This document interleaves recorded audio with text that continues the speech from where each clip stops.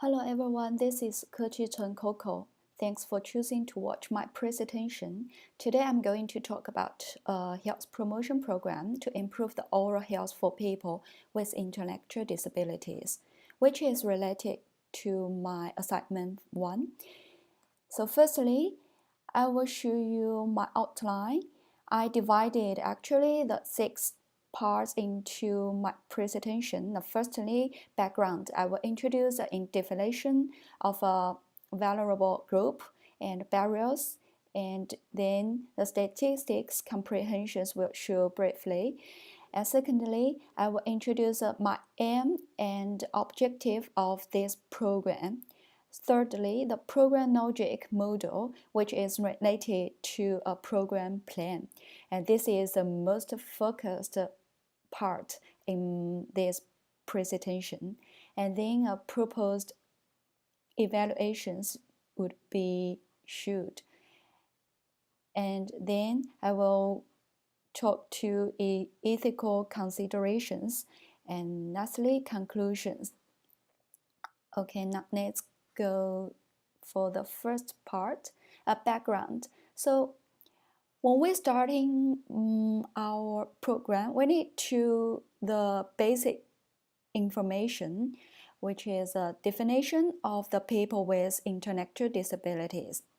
And according to the World Health Organizations, it has defined as disabilities with intelligence function with its advised as an IQ score under 70 and with a loss of adaptive behaviors.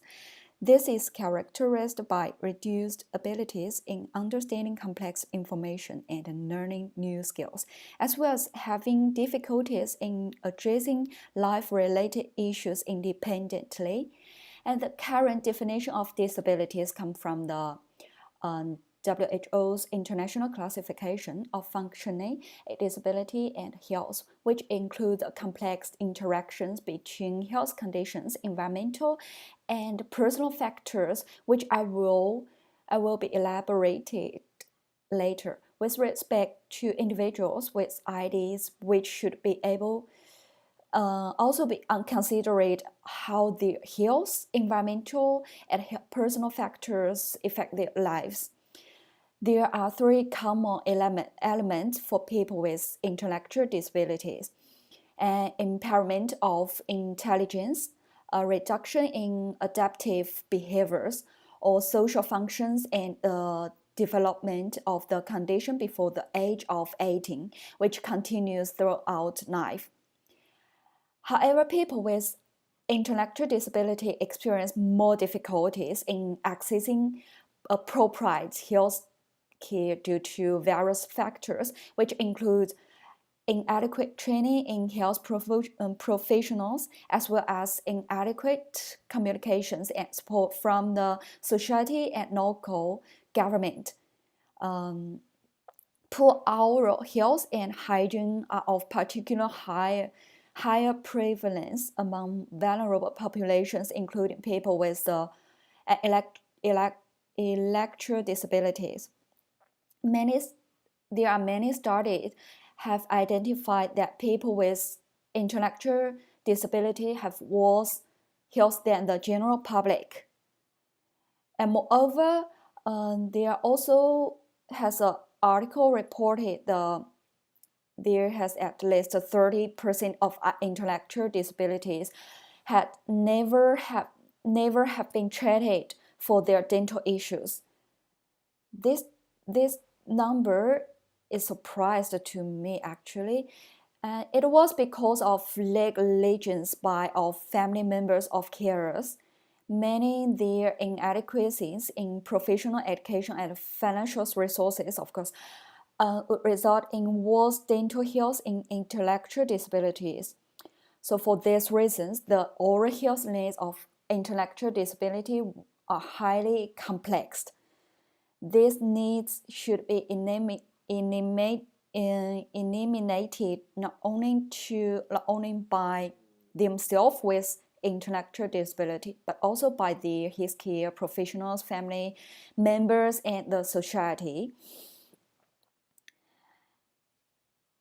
Here I found two tables to show the numbers of people with people with intellectual disabilities. They have a poor dental health status. The first one, as we can see the bar chart, I need to explain it. The blue bar is to people with intellectual disabilities, and the orange bars is to general populations. So each age group, we can see there are higher number of the people who have intellectual disabilities with poor dental health status. And here, these tables, I highlight the number. It still surprised me. It's really higher. And this table is showed a frequency of bruising teeth each day by age group. We can also see the each groups. There are high numbers of people with intellectual disabilities. They've never bruised teeth each day. And even it increased from 2012 to 2030. So according to this, we can see the issues of dental health in people with intellectual disabilities has not addressed. So I'm really interested in these issues. Here is a barriers of the people who have intellectual disabilities, and they has a poor health, and they has a poor oral issues, and there has three barriers to related it. The firstly, individuals factor. Secondly, caregivers factors, and then the public awareness. Regarding the oral health among intellectual disabilities, it is definitely a challenge for the local society to tackle. In order to achieve exceptional outcomes, there is a need to address the barriers to better oral care in people with intellectual disabilities, which includes individual factors, skills, and knowledge of caregivers, and public awareness. And also, the oral hygiene tasks are more difficult for people with intellectual disabilities. They may have an inadequate manual dexterity or a lack of cognitive skills to conduct or understand the need for effective oral hygiene. In addition, people with intellectual disability have been shown to have chronic poor oral hygiene and to require more support with their oral hygiene. On the other hand, caregivers, including carers and family members, play the important role in a daily caring for people with intellectual disability, while family members are the main carers providing dental care for persons who have IDs. This is because family members are the ones IDs get along well with the trust. So I choose the family members as my stakeholders and main participant in this program. So the first issue is that family members caring may not have adequate knowledge in providing oral care to people with IDs. At the same time, many of them are engaged in work at the same time. Therefore, it is easy to neglect in caring for oral hygiene. Similarly, would family members become the main carers of the person with IDs, sympathy fatigue may occur after prolonged caring for the ID family members. Another problem is that most people with IDs also have other chronic diseases such as obesity and diabetes. Therefore, a health diet is crucial to enhancing oral health of the population due to the fact that this group of people would rely on family members for meal preparation. It is important for family members to understand the importance of modified diets, such as sugar-free meals. And this point has reinforced the need for further intellectual disabilities related to the oral health or knowledge for family members of the intellectual disability population. So overall, to improve skills and knowledge of family members as well as the attitudes towards to care oral health in intellectual disability are most important, which will be the main target to achieve in the program. Next.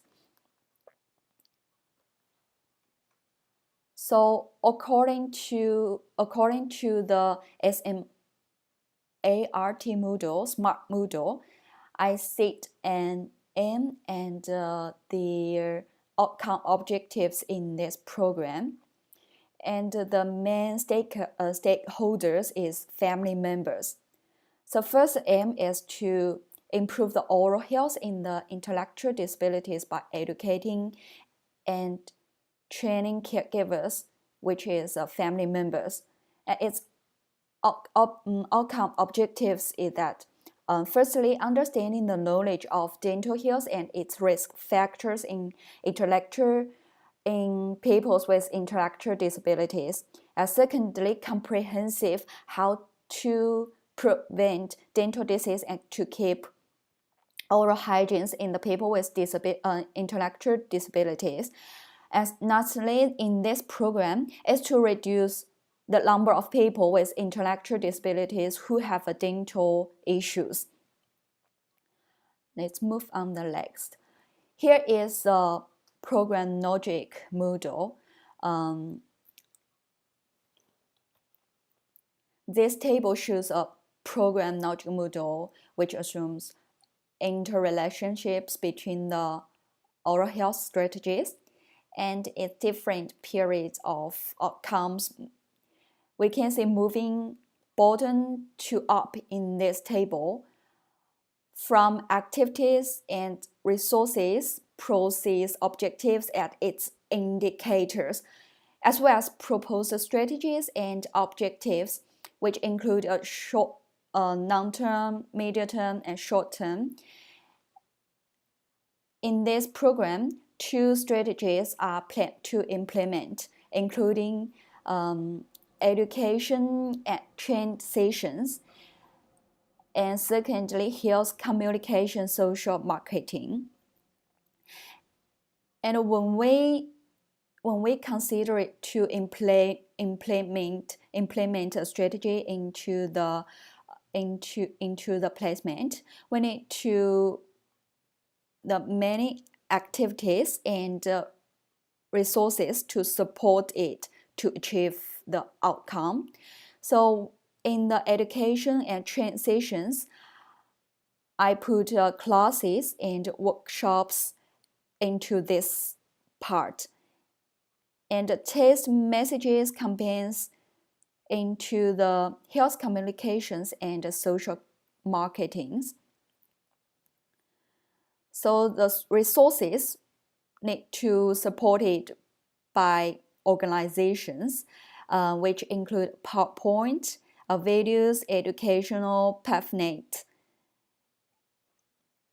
And for the health communication and social marketing, the sources need to flyers, as well as TV ads by like toothpaste company to promote and this is increase the awareness of public and also can change the attitude of the caregivers.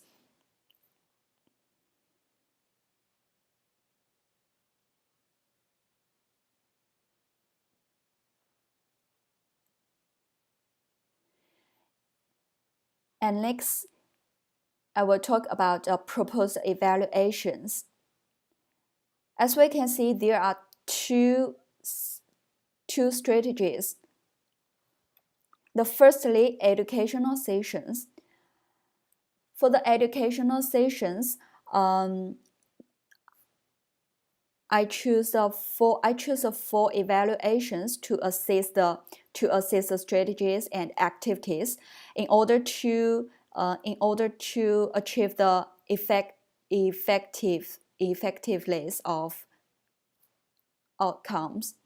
So which include three educational sheets, which will be finished after every classes, and then the questionnaires will be sent for each participant and then collect it. And thirdly, observational during the training workshops. This should be conducted by facilitators. And lastly, feedbacks received from participants, which is mainly from the family members. For example, they can provide some information, what they have learned, what they want to learn, and what they don't have to learn, or something didn't make sense clearly. All of these informations can be feedbacks and to change it every step. The second part is health communications and social marketing. And in my opinion, I think the evaluations, the most effective of the evaluations for this part is to online forum, which can collect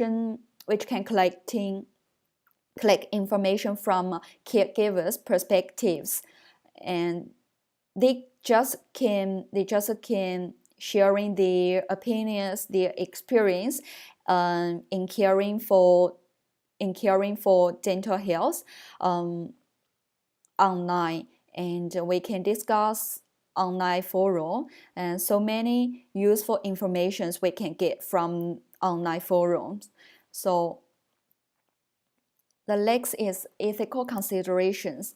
I think this part is also the most important part to consider it, because the people with intellectual disabilities, this group is a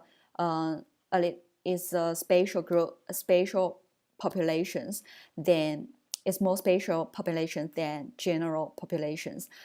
So they are usually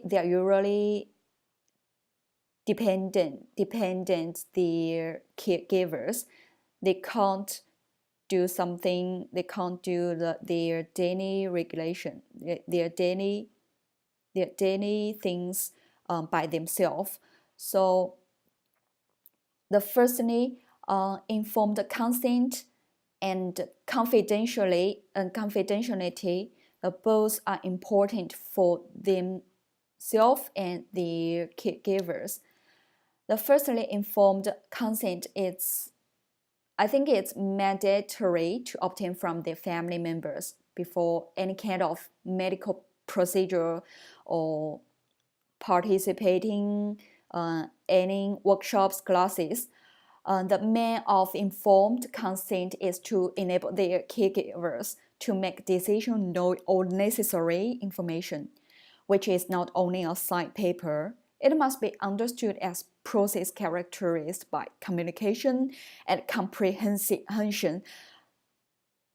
And secondly, confidentially, this information of every person with intellectual disability and also the caregivers should be protected by many native documents, especially their I think especially the personal information. And then the discrimination and the stigmatization.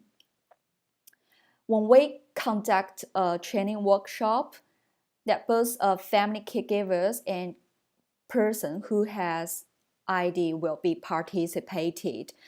So at this moment, we need to have a respectful words and expression to them, which can facilitate an effective conversations.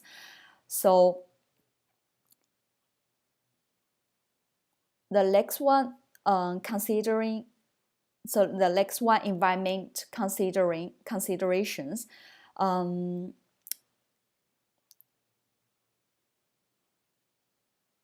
As I know that considering the situations of person with intellectual disability, a calm environment, and a comfortable position such as seat or lying for carrying their dental or bracing their dental for carrying are also important. And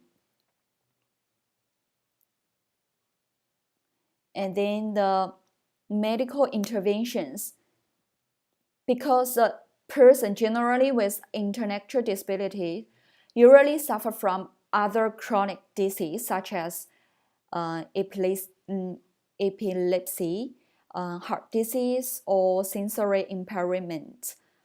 So at this time, medical intervention should be prepared in case of emergency when we implementing our program. And meanwhile, reducing facilities in classes or rooms, as well as avoiding from irritants like temperature, lights, and voice control.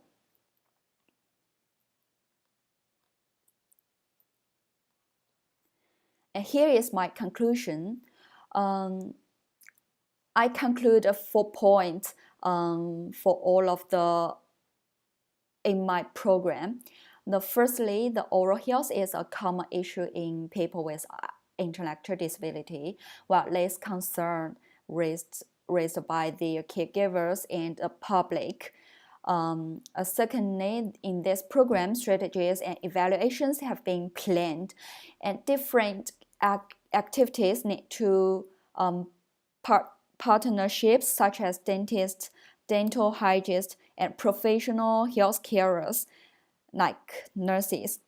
And then the funding and time should be also considered to be limitations in this program, which will sustain the development of program. So lastly, to improve the people with intellectual disabilities who have oral health is not only a priority for their caregivers, but also for government and the public. And here is all my references for this presentation. And thanks for listening and watching my presentation.